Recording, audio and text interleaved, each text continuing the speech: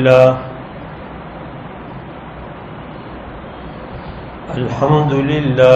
نحمده ونستعينه ونستغفره ونؤمن به ونتوكل عليه ونعوذ بالله من شرور أنفسنا ومن سيئات أعمالنا من يهده الله فلا مضل له ومن يضلله فلا هادي له ونشهد أن لا إله إلا الله وحده لا شريك له ونشهد أن سيدنا ونبينا وشفيعنا ومولانا محمدا عبده ورسوله الذي أرسل بالحق بشيرا ونذيرا وداعيا إلى الله بإذنه وسراجا منيرا صلى الله عليه وعلى آله وصحابه وبارك وسلم تسليما كثيرا كثيرا أما بعد فأعوذ بالله من الشيطان الرجيم بسم الله الرحمن الرحيم قل لا أسألكم عليه أجرا إلا المودة في القربى صدق الله المولانا العظيم يا رب صل وسلم دائما أبدا على حبيبك خير الخلق كلهم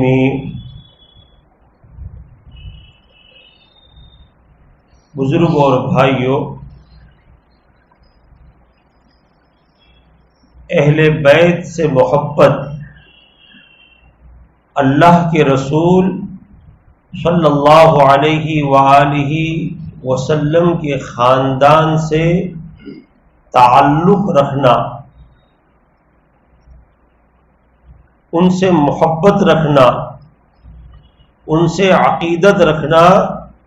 یہ ایمان کا ایک جز ہے۔ حضرت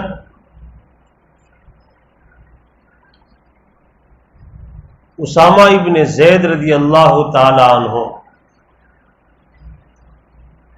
وہ فرماتے ہیں کہ ایک کام کے لیے میں صبح صبح اللہ کے رسول کی خدمت میں حاضر ہوا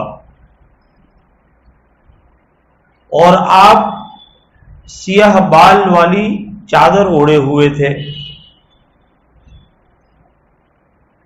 جب میں کام سے فارغ ہو گیا تو میں نے عرض کیا کہ اللہ کے رسول، آپ نے اپنی مبارک چادر میں کیا چیز چھپا رکھی ہے؟ ان کو ایسا محسوس ہوا کہ آپ نے کوئی چیز چھپا رکھی ہے، چنانچہ آپ نے اس چادر کو کھول دیا تو آپ کے دونوں کلہے پر ایک طرف حضرت حسن اور ایک طرف حضرت حسین رضی اللہ عنہما چپکے ہوئے تھے۔ حضور نے فرمایا کہ یہ میرے دونوں بیٹے ہیں اور میری بیٹی کے بیٹے ہیں، اے اللہ تو اس سے محبت کر جو ان سے محبت کرے، تو ان سے دشمنی کر جو ان کو اپنا دشمن بنائے۔ چند صحابہ نے حضور سے یہ پیشکش کی کہ آپ کار نبوت میں مصروف ہے، کمانے کا ایسا کوئی موقع آپ کو میسر نہیں ہے، تو ہم آپ کو کچھ ہدیہ دیے دیتے ہیں تاکہ آپ کا خرچ چلتا رہے۔ حضور نے فرمایا کہ بھائی آپ کے ہدیے کی اور خرچ کی مجھے کوئی ضرورت نہیں ہے، اگر آپ کو مجھ کو کچھ ہدیہ دینا ہو تو آپ کا ہدیہ یہی ہے کہ میرے رشتہ داروں سے محبت رکھو۔ میرے اہل بیت سے تعلق رکھو، یہی آپ کی طرف سے میرا ہدیہ ہے اور اسی سے مجھے خوشی ہوگی، ورنہ دوسرے ہدیے کی مجھے کوئی ضرورت نہیں ہے۔ حضرت حذیفہ رضی اللہ تعالی عنہ سے مروی ہے، حضرت نبی کریم صلی اللہ علیہ وآلہ وسلم نے ارشاد فرمایا کہ ایک فرشتہ آج زمین پر آیا جو آج سے پہلے کبھی نہیں آیا تھا، اور اس نے اللہ سے اجازت طلب کی، چنانچہ اللہ کی طرف سے اس کو اجازت مل گئی اور وہ مجھے سلام پہنچانے اور ایک خوشخبری لے کر آیا۔ چنانچہ اس نے مجھے سلام کیا اور پھر اس نے ایک خوشخبری دی، اور خوشخبری یہ دی کہ آپ کی بیٹی حضرت فاطمہ یہ جنت کی عورتوں کی سردار ہیں، اور آپ کے دونوں نواسے حضرت حسن اور حضرت حسین یہ جنت کے جوانوں کے سردار ہیں۔ یہ وہ بشارت ہے۔ ایک مرتبہ حضرت نبی کریم صلی اللہ علیہ وآلہ وسلم خطبہ دے رہے تھے، اور حسنین یہ چھوٹے سے معصوم بچے تھے، اور جب چھوٹا بچہ جو ابھی ابھی چلنا سیکھتا ہے، وہ جب چلتا ہے تو گرتا ہے، پھر اٹھتا ہے، پھر چلتا ہے، تو وہ منظر بڑا پیارا ہوتا ہے۔ چنانچہ اسی طرح یہ دونوں گرتے پڑتے اپنے نانا کی طرف، ممبر کی طرف آ رہے تھے، اور حضور نے خطبہ چھوڑ دیا اور دونوں کو ممبر سے اترے اور دونوں کو اپنی گود میں لیا اور ممبر پر اپنے ساتھ بٹھایا، اور پھر فرمایا کہ یہ دونوں جب آ رہے تھے تو میں اپنے نفس کے اوپر ان کی محبت کی وجہ سے قابو نہ کر سکا، چنانچہ میں نے خطبہ موقوف کیا اور ان کو اپنے پاس بٹھایا۔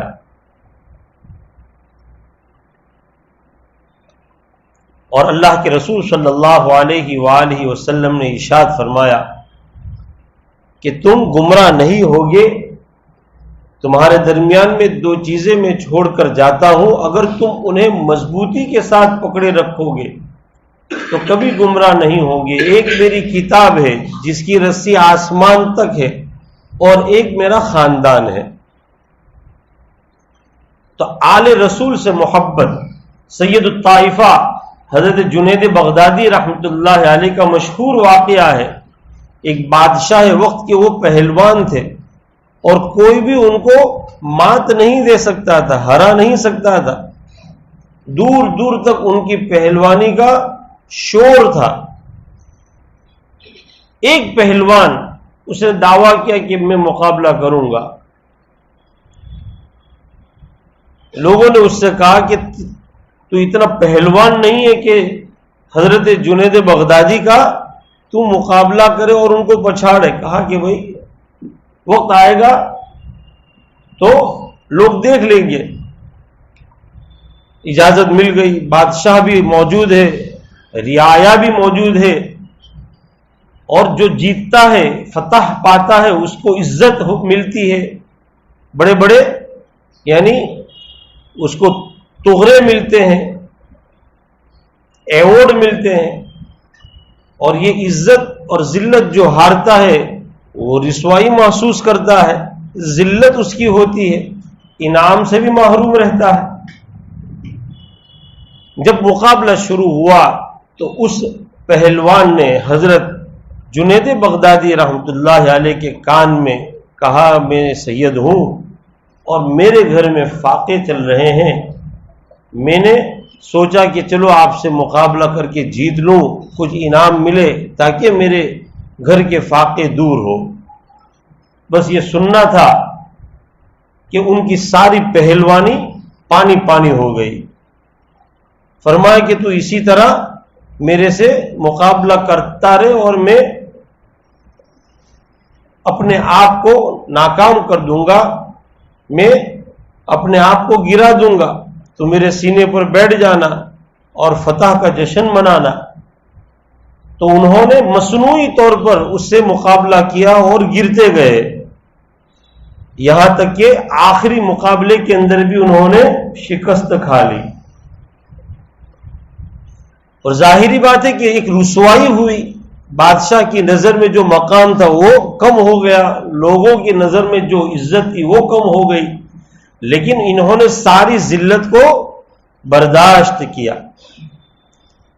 جیسا کہ سلطان محمود غزنوی کے والد ناصر الدین سبکتگین،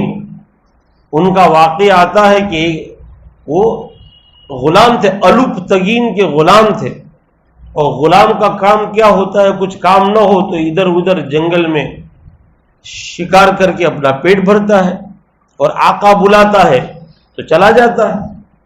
تو ناصر الدین سبکتگین اسی طرح شکار کر رہے تھے، ایک ہرنی کا بچہ ان کے ہاتھ آ گیا،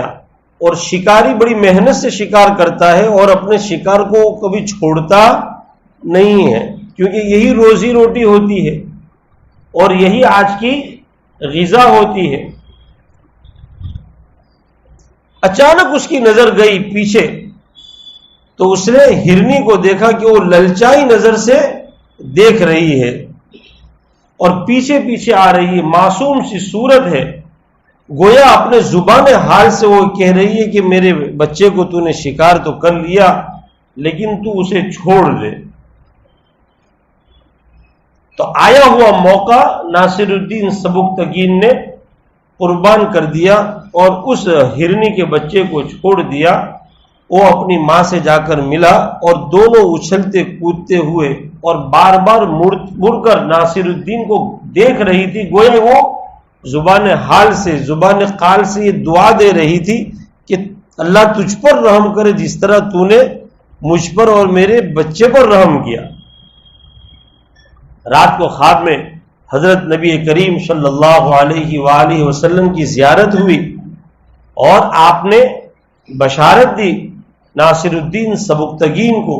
کہ اللہ تعالیٰ تجھ پر اسی طرح رحم کرے جس طرح تو نے اللہ کی مخلوق پر رحم کیا اور تیری عزت کے اندر بڑھوتری ہو۔ تو وہ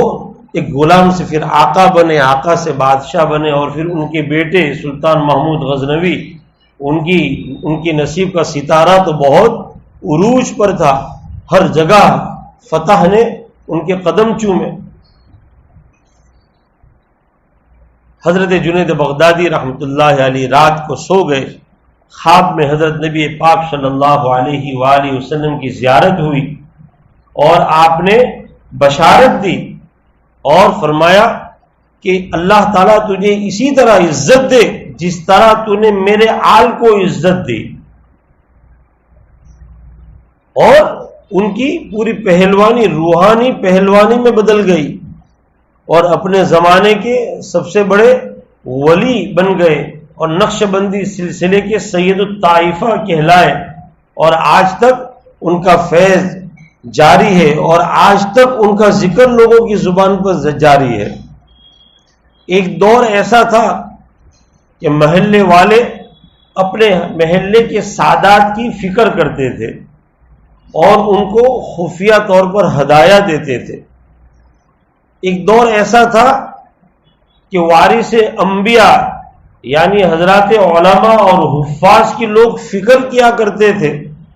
اور ان کو خاموشی کے ساتھ ہدیہ پیش کیا کرتے تھے، لیکن اب سادات سے وہ محبت جو ہونی چاہیے وہ ہمارے درمیان میں باقی نہیں رہی۔ بہت سارے ایسے واقعات آتے ہیں۔ خراسان کا امیر ایک خاتون جو سادات تھی اور پریشان حال تھی، آ کر اس نے کہا کہ میرے ساتھ بچے بھی ہیں اور میں پریشان ہوں اور میں سید ہوں، تو میری مدد کر۔ تو اس نے کہا کہ تو سید ہے تو تو سید ہونے کی سند مجھے پیش کر۔ اس نے کہا کہ میں تو ویسی ہی پریشان ہوں، یہاں سے وہاں اور وہاں سے یہاں پہنچی ہوں، کہاں میں سند لے کر ہر جگہ گھوموں۔ وہ خراسان کا امیر رات کو سو گیا اس نے دیکھا کہ قیامت برپا ہے اور لوگ حشر کے میدان کی طرف جا رہے ہیں اور اللہ کے رسول کا قرب حاصل کرنے کے لیے آگے بڑھ رہے ہیں، یہ بھی وہاں پہنچا۔ حضور نے فرمایا، اس نے کہا کہ میں آپ کا امتی ہوں۔ کہا کہ تو میرا امتی ہو تو سند بتلا، کیسے میں مانوں کہ تو میرا امتی ہے؟ اس کی آنکھ کھل گئی، اس کو تنبیہ ہوئی، وہ تلاش کرتا رہا لیکن وہ خاتون اس کو یعنی دستیاب نہیں ہو سکی۔ سلطان الہند خواجہ خواجگان حضرت خواجہ معین الدین چشتی اجمیری رحمۃ اللہ علیہ، انہوں نے حضرت سیدنا حسین ابن علی رضی اللہ تعالی عنہ کی شان کے اندر اشعار پڑھے ہیں۔ شاہ است حسین، بادشاہ است حسین، دین است حسین، دین پناہ است حسین، کہ حضرت حسین یہ شاہ ہے، بادشاہ ہے، دین ہے اور دین کی پناہ گاہ ہے۔ دست سرداد نداد دست در دستے یزید، حقہ کے بنا لا الہ است حسین۔ انہوں نے اپنا سر اللہ کے راستے میں قربان کر دیا اور گوارا کیا، لیکن یزید کے ہاتھ میں، اس لیے کہ وہ حق پر تھے اور یزید کے ہاتھ پر بیعت لینا وہ ناحق سمجھتے تھے، اور اس کے عوض کے اندر انہوں نے اپنی جان دینا یہ پسند کیا، اس کو ترجیح دی، اپنی اولاد کی شہادت اس کو انہوں نے پسند کیا، لیکن ناحق کے سامنے اپنا سر نہیں جھکایا۔ حقہ کے بنا لا الہ است حسین، حقیقت تو یہ ہے کہ حضرت حسین یہ لا الہ کی ایک بنا ہے، ایک مثال ہے کہ قیامت تک کے لیے ایسے بہت سارے مواقع آئیں گے جہاں ایمان کے فیصلے اور ایمان کے سودے ہوں گے، لیکن ایمان والا اپنے ایمان پر قائم رہے گا اور کبھی بھی اپنے ایمان کا سودا نہیں کرے گا، چاہے اس کی جان کیوں نہ چلی جائے۔ حضرت ابو ہریرہ رضی اللہ تعالیٰ عنہ جو حافظ حدیث ہے، سب سے زیادہ حدیث روایت کرنے والے، ایک مرتبہ حضرت حسین رضی اللہ تعالیٰ عنہ جنازے سے واپس تشریف لائے تو آپ کے جسم کے اوپر بھی اور آپ کے کپڑوں کے اوپر بھی گرد و غبار تھا۔ حضرت ابو ہریرہ رضی اللہ عنہ کی نظر گئی تو آپ نے اپنے کندھے کے اوپر جو کپڑا تھا یا اپنا عمامہ وہ فوراً اتارا اور اس سے آپ کے جسم کو اور آپ کے کپڑے کو صاف کرنے لگے، دھول کو، گرد و غبار کو دور کرنے لگے۔ حضرت حسین رضی اللہ عنہ نے فرمایا کہ چچا جان، آپ حافظ حدیث ہو، آپ میرے نانا کے صحابی ہو، آپ عمر میں بڑے ہو، آپ کا مقام بڑا ہے، اور آپ میرے کپڑے کو اپنے عمامے سے، میرے جسم کی گرد و غبار کو اپنے عمامے سے صاف کر رہے ہو، یہ میرے لیے بہت بڑی بات ہے، میں اس لائق نہیں ہوں۔ تو حضرت ابو ہریرہ رضی اللہ عنہ نے فرمایا کہ سنو، میں نے آپ کے نانا جان سے یہ حدیث بھی سنی ہے کہ اللہ تو اس کو محبت کر، تو اس کو اپنا محبوب بنا، جو حضرت حسین کو، حضرت حسن کو اپنا محبوب بنائے، اور ان سے بغض رکھ، ان سے دشمنی رکھ جو حضرت حسن اور حضرت حسین سے دشمنی کرے۔ تو میں تمہاری خدمت اس لیے کر رہا ہوں کہ اللہ مجھ کو اپنا محبوب بنا لے۔ یوم عاشورہ، جیسا کہ گزشتہ کل ہمارے گجرات کے اندر اور پورے ہندوستان کے اندر، آئندہ کل اور گجرات میں بھی بہت سے لوگوں کے نزدیک آج یوم عاشورہ ہے، تو یہی یوم عاشورہ، اس کی بڑی فضیلتیں ہیں، اور وہ فضیلتیں کل دن گیا تو فضیلتیں بھی پوری ہو گئی، اب جو ہے وہ آئندہ۔ البتہ حضرت حسین رضی اللہ تعالی عنہ کی شہادت کا المناک واقعہ ایسا ہے کہ جتنا وہ پرانا جاتا ہے، پرانا ہوتا جاتا ہے، اس کے اندر اتنی زندگی اور حیات پیدا ہوتی جاتی ہے۔ قتل حسین دراصل مرگ یزید ہے، زندہ ہو اسلام زندہ ہوتا ہے ہر کربلا کے بعد۔ قتل حسین دراصل مرگ یزید ہے، اسلام زندہ ہوتا ہے ہر کربلا کے بعد۔ ہمارے ملک کے حالات بھی کچھ اسی طرح چل رہے ہیں، تو ہمیں ہمارے ملک کے پیچیدہ حالات سے خوفزدہ نہیں ہونا چاہیے، بزدلی اپنے اندر پیدا نہیں کرنی چاہیے۔ ایمان اور بزدلی یہ دونوں کبھی بھی ایک ساتھ جمع نہیں ہو سکتے۔ ایسے موقع پر ہم اللہ کی طرف رجوع ہو اور ہمت سے کام لیں، عقل مندی سے کام لیں، اور اپنے معاشرے کو درست کرنے کی فکر کریں۔ ہم اپنے اندر دیکھیں کہ کوئی ایسا عمل تو نہیں ہے جس سے اللہ تعالیٰ ناراض ہو رہا ہو، اس کو درست کرے اور ایسے اعمال کی طرف اپنے آپ کو بڑھائے، ایسے اعمال کی طرف اپنے قدم بڑھائے جس سے اللہ راضی ہو۔ بڑے بڑے حالات آئے، بڑے نازک حالات سے اسلام اور مسلمان گزرے ہیں، بڑے نازک حالات سے ہمارا ملک گزرا ہے۔ آپ 1857 کے جو حالات ہیں اگر اس کا جائزہ لو تو اس کے مقابلے میں یہ حالات تو کچھ بھی نہیں ہے،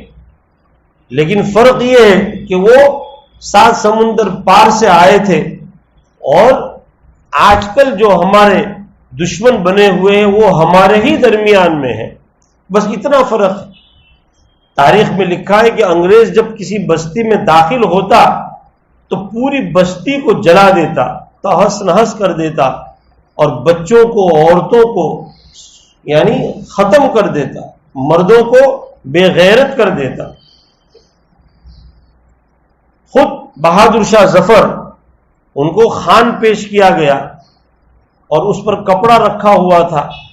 جس دن آپ کو گرفتار کیا گیا اس کے دوسرے دن، اور وہ بھی دھوکے سے گرفتار کیا اور کہا کہ بھئی یہ آپ کے صبح کا ناشتہ ہے۔ جب بہادر شاہ ظفر نے